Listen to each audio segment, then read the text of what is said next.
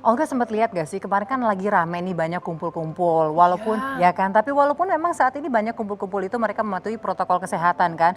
Mereka menggunakan masker, mereka kemudian mencuci tangan dengan sabun di bawah air mengalir, kemudian menjaga jarak juga. Tapi kamu rindu gak sih momen-momen dimana kita bisa kumpul sama teman-teman, sama keluarga tanpa harus memikirkan takut tertular COVID-19?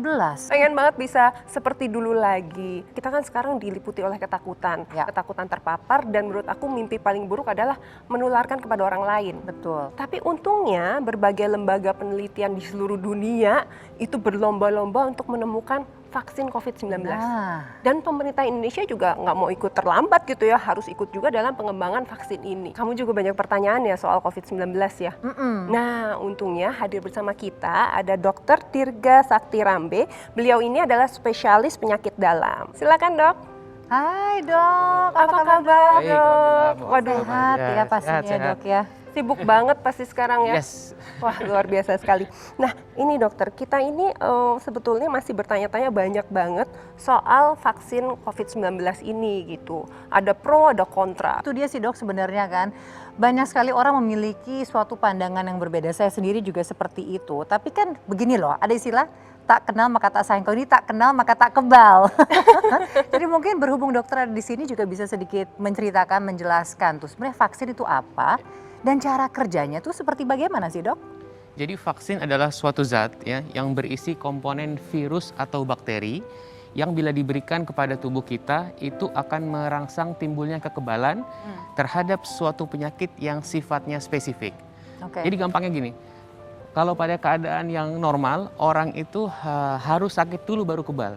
Oke. Tetapi dengan vaksinasi dia bisa kebal tanpa harus sakit. Ya kalau sakitnya ringan, kalau sakitnya COVID kan nggak lucu gitu misalnya. Betul. Iya, Ya. iya, iya. Jadi sangat penting ini vaksinasi ini. Ada orang yang masih bertanya-tanya sebetulnya selain manfaatnya ini risikonya apa gitu dok?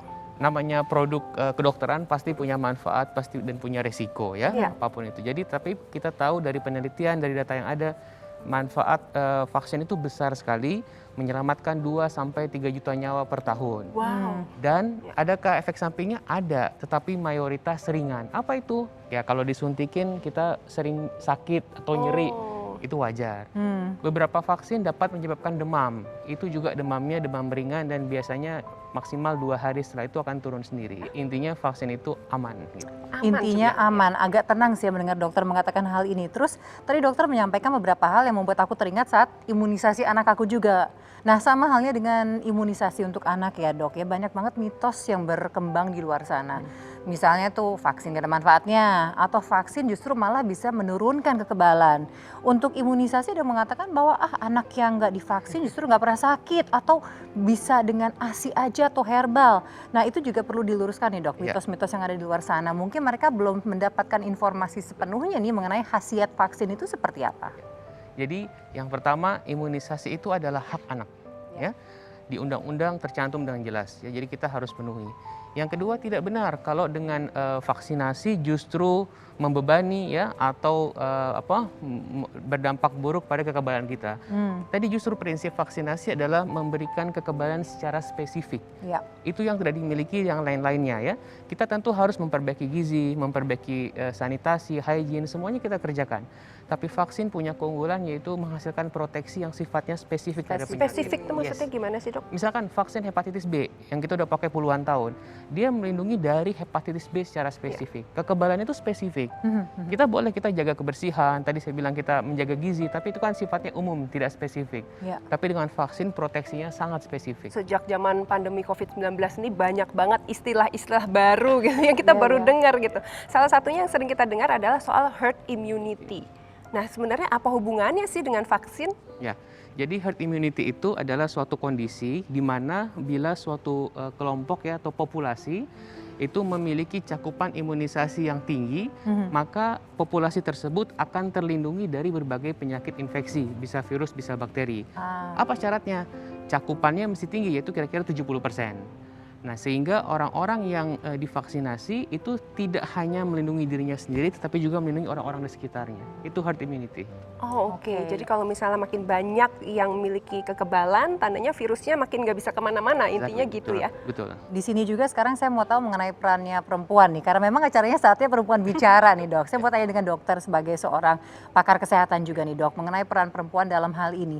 Bagaimana sih menurut dokter sendiri, perempuan ini harus bersikap dalam mendorong keluarganya misalnya nih untuk mendapatkan vaksin tentunya, khususnya vaksin COVID-19 ketika sudah siap nanti. Karena gini loh dok, seringkali dalam rumah tangga itu sang ibu sudah mendapatkan informasi, sudah sepakat nih keluarga mau divaksin semua, tapi kemudian misalnya bapaknya nggak setuju, kan gak lucu dong dok, cekcok karena vaksin.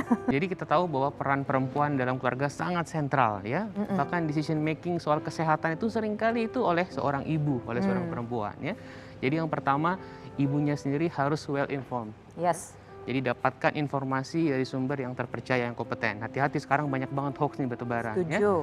Nah, kalau sudah dapat informasi yang benar, maka tentu akan mudah dalam menyampaikan ke pasangan, ke suami, ke anak-anak ya, untuk mengajak vaksinasi, untuk melindungi diri sendiri dan keluarga. Itu kuncinya. Aduh, kalau udah dengar penjelasan ini, kita jadi lebih tenang, nggak khawatir lagi gitu. Dan mudah-mudahan vaksin ini benar-benar bisa menghindarkan kita dari penyakit yang efeknya sangat-sangat buruk ya.